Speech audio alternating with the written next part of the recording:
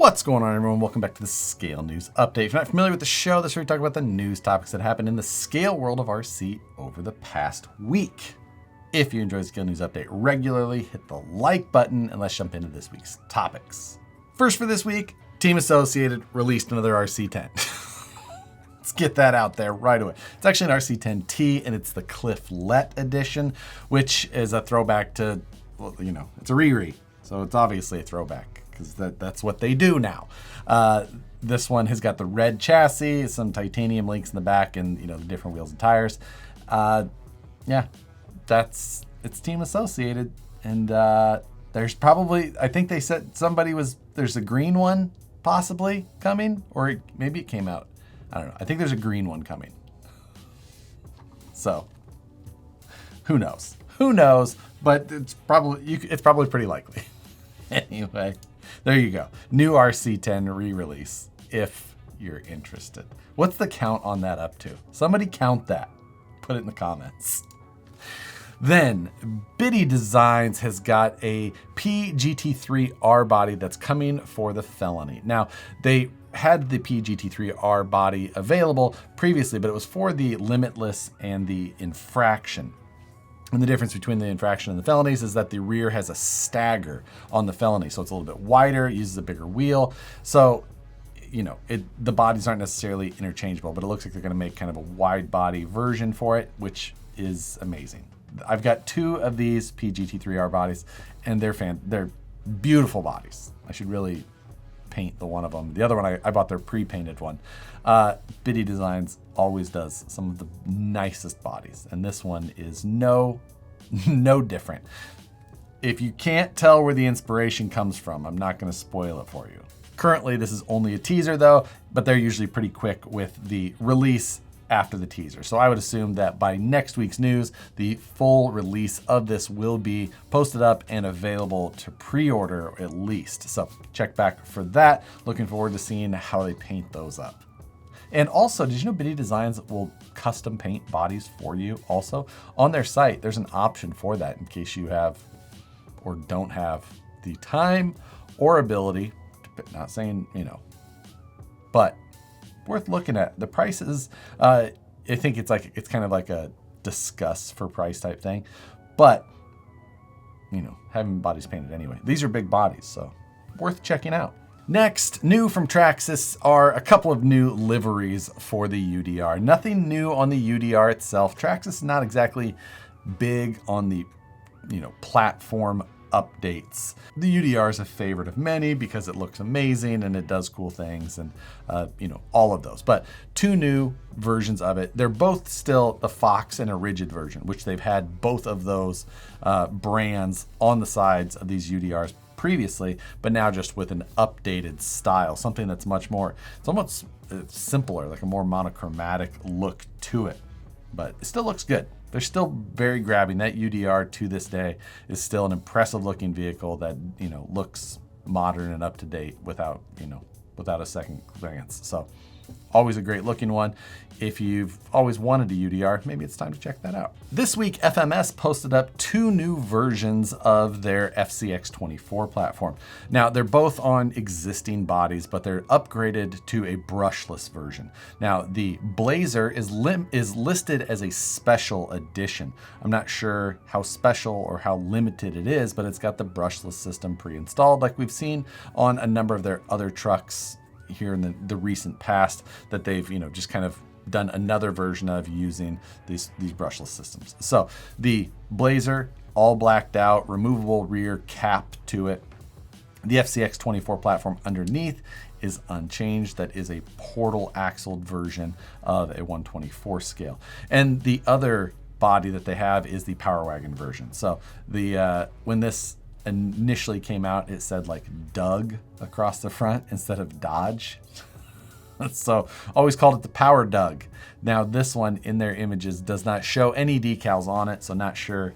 It appears that has gone away. And maybe they've taken the Doug off of the previous ones as well. Maybe it was just unlabeled like this, but this has got a pretty fancy looking metallic green paint job on it that does not look too bad. Power Wagon bodies, I think we're all used to seeing them all trimmed and, you know, comp cut and all that. So seeing a full fendered style Power Wagon always looks a bit goofy. It's like, is that how they're supposed to look? Just because we've got so used to seeing these things just cut and chopped up, which I think would make these things look better as well. Anyway, the Power Wagon outfitted with the same brushless system on there. These are a little under $200. So if you just want to get it in one shot with the brushless on there, you will save some money over buying it and then buying a brushless system at the very least. So if you're happy with the system that they are using, not a bad deal. And next, thank you to Zoku RC for sponsoring this month of the Scale News Update. Zoku RC makes some LCG style chassis for a number of platforms. One, like we're showing here this week, is for the VS410 Phoenix platform. Now, this is, you know, there's a lot of chassis that have been offered previously. This one is more than like just a set of rails. It is a full complete system. I built one of these a couple of years ago, but the nice thing about this is that it's made to utilize everything from something like a VS410 Phoenix. So the body mounts, everything will go right back on this chassis. Everything that you need to swap over from a previously complete VS410 to the new Zoku chassis with everything included is in the package. Hardware as well. So that's a big thing that comes along with custom builds, is that oftentimes you're like trying to hunt for, you know, oh, I need this little piece. I got to figure out how I'm going to mount the body, or because all of those things can change so much from a stock platform to an aftermarket. But this is one of the most complete kits that I've seen in that way. So check that out. They also have, again, platforms for other brands and their own custom chassis as well. You can check that out. You can also use the code NEWS10 to save 10% on your order from Zoku this month. Thanks again to Zoku for sponsoring this month of the Scale News Update. If you're interested in seeing extra content from this channel, you can also check out the channel membership.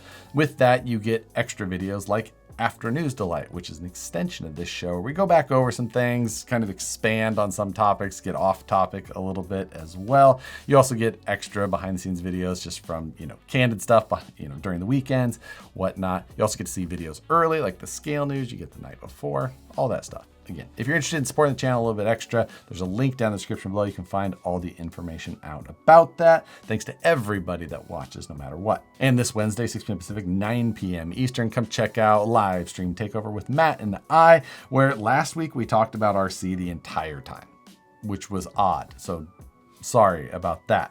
But check back this week, it'll probably be different. 6 p.m. Pacific, 9 p.m. Eastern. And if you work for an RC company, like to see any of your products on the Scale News Update, shoot me an email to news@harleydesigns.com. Include a description, a photo, and a link to your website where the product is or will be found shortly. Love to take a look at it, see if we can get it on the Scale News. With the new season of Clarksons Farm coming out, I decided to start my own version of it. Last week, I dropped my first video on the Cross RC Iron Bull. Go check it out. It's a little different than just a review. There's some extra in there worth checking out if you didn't already. Furitek had a couple of new releases this week. First, they have the MicroPython Pro OLED. Now, this is their MicroPython, which is this super compact, tiny 124 scale style ESC. And this time they've added an OLED screen to the front, which with that, there's also like a scroll wheel that's on the side now, somehow all packed into this tiny little case still. But with that screen and scroll wheel, you can now go through all of the functions that you could previously control through the app on the ESC. Some people may not like the Furitek app. I've used it a lot. I actually really like their app and how simple all of that is. But this ESC still has the capability of running the app, but now just has the ability that you don't have to do that. You can just do it all right there on the ESC without looking at, you know, blinks and different things like that. Just trying to make it as easy as possible, which I do like. And it also does have some of the telemetry stuff that you can put on there also. So if you have the ability to see it when it's installed, that could be handy. The Furitek stuff always looks good like that. Alongside that, they also have another version of the MicroPython with a controller, and the MicroPython has the receiver built in. Now, alongside that as well, this is a 4-wheel steer ready system. On that controller, you can see it's got a little thumb wheel on the side for that extra channel, but everything built right into, again, this super tiny little ESC. This is not the OLED version. This is more similar to the previous MicroPython that they released. So a ton of stuff packed into these things. Worth checking out if you got a new 124 scale build or something like that. Again, check these things out. They're just so cool. And if you're trying to improve your skill set on anything, check out STL Sunday, which I've been back in the habit of producing. I'm just trying to get you all into CAD so that you can take a part that you're imagining and actually put it on a screen so that you can 3D print it or have it laser cut, whatever it is. I try and break it down as slowly and each individual keystroke shown on the screen so that you can try and learn. And it's focused towards RC, which can help that learning curve a little bit. Check that out. Hopefully it helps some of you. Last week, we talked about some of the Memorial Day sales that had happened. This week, I was just kind of looking for news stories this week, and I did notice that Redcat still had a bunch of stuff on sale up through next week. I believe the 16th is when these sales are good till. I noticed on there that they've got the RDS kit version, the builder's kit, which is their drift car, still at 99 bucks. They also had like that huge Redcat hauler for $399, which that thing is cool and impressive. Watch out for cyclists if you decide to pick one up, just saying. But they do have some deals still on their website. Check that out if you're looking for some Redcat parts here and there. You just got cash burning a hole in your pocket. I don't know. But on that topic specifically, I wanted to talk about a little bit of things that we've seen more and more popping up on the internet in the discussions, new posts, things like that, as of more recently. And that's the fact that people are reporting that there's a retail slowdown in this industry, in many industries. I'm not as plugged into the other industries as I am this one, obviously. This is where I'm hyper-focused. That's what I bury my head in the sand and I play with toy cars. So this is the one that I see more than anything. But I think that it's safe to say that we have seen a slowdown. Now, there's so many factors that it could be in part two, and I think many of which we know are a factor in some of them. Hobby shops have been affected in a lot of ways, and they're the ones that I've heard discussing it the most. That's for both online and walk-in shops.